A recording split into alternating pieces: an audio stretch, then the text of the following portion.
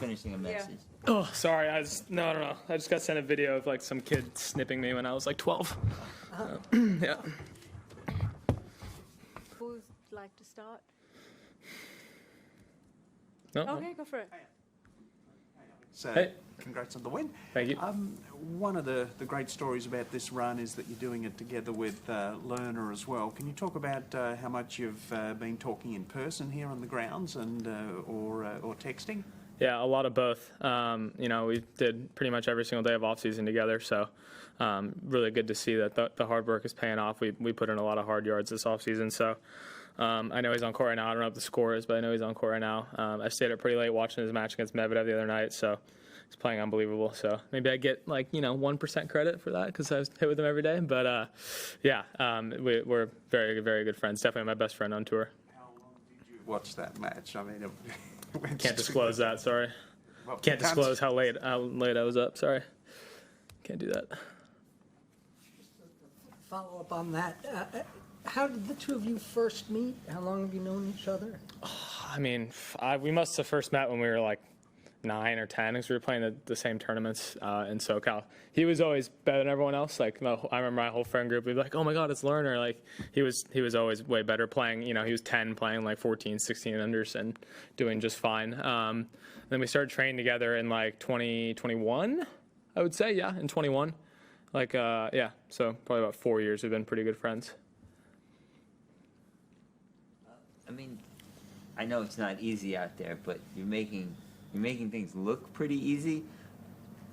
Are you surprised at sort of how you've just sort of been very businesslike and rolling, and there's been sort of not too much drama, not too much, of these sort of crazy moments that tennis has, even though you've played some, pretty high seeds? Yeah, I mean, I've been playing super well. I think my biggest asset this week has been my serve. I've been getting a lot of free points off serve.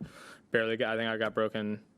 Actually, I got broken a lot because Steph broke me like 4 times. But I haven't been getting broken as much, especially in the last 2 matches. I got broken only once today, and 3 out of 5. That's very good for me. So I'd say that. And then I've just been I've played the pressure points really well. Tiebreak 7-5 today. Hit 2 winners from 5-all. I mean, I don't know where it came from. It just kind of happened. But yeah, it definitely doesn't feel that easy. But it's easy to look at the score and be like, oh, like he's cruising. But it doesn't feel like that during the match. These guys are always applying pressure and giving energy to try to knock you out for game. So yeah. On those 2 winners you just mentioned, did you tell yourself before those points, like, don't be afraid, don't be timid, go for it? Anything different? No, I don't think I was. I was just just trying to. I wasn't really. I think I was pretty quiet in the mind before those points. Just I knew I was just going to go out there and play my game, and I hit my best shot backhand line to win the set. I wasn't looking to hit a winner before the point started, but it presented itself and I hit it.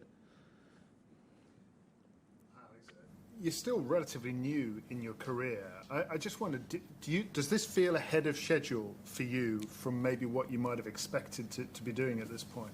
I mean, yes and no, just because a couple years ago, never thought I'd be a pro. But at the same time, I feel like I've put in so much work in the last 3 years, 4 years. I've been, grinding every single day. So yes and no. I mean, obviously, I'm super, super happy with the progress I've made, but at the same time, I know how hard I've worked to get here. Why did you not think you would be a pro? It's just not how I was raised, not how I looked at tennis until I was maybe 17. My whole childhood, I'd always watch tennis and think, oh, that's sick. These guys are playing on the best stadiums around the world, but I never really considered that an option for that to be me. Made that change for you? I started doing really well, like, when COVID hit. I started doing really well. I remember I was, like, 15, 16, playing, like, some, like, college tournaments in San Diego, and I was competing really well against them. And then coach, said that I should start playing the ITF juniors, and then I started doing good in that. And then finished the juniors. I was, like, 25, maybe. I finished juniors, and then said, okay, what else is there to play besides futures? So I started playing futures, and then I started playing challengers after that, and then it just kind of kept progressing, yeah. Alex, your first win against a top 10 player, I think, was against Alex de Minaur, Las Cabos last year. What do you remember coming into that match and how that match went for you? So I remember in Dallas and Doe, right, I lost to Francis and Tommy, and they were both high seeds. And Francis snipped me, and then I almost got Tommy. I lost 7-6 in the third. And I was like, okay, play another big seed. Like, just go out there and play as best you can, see what happens. And I went out there and didn't miss a ball for like an hour and a half or however long that match was. I couldn't miss. So I played. That was probably I was playing way above my level at the time. My level was like here, and I was playing way up here. So it's always nice when that happens. It's pretty rare, but yeah, that was what happened last time. Just couldn't miss a ball, I felt like. Just quickly, Alex, your coach, Robbie Ginepri, he's been to the semi-finals of a major. I just wondered, have you ever talked to him about it?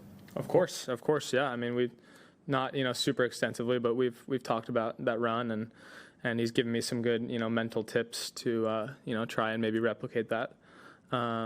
But yeah, we've talked about it. I mean, he was a very good player. Got to 15 in the world, I think, and yeah, we've talked about it a good bit. What sort of tips, if you don't mind me asking? I'd like to keep those private. Yeah, thank you.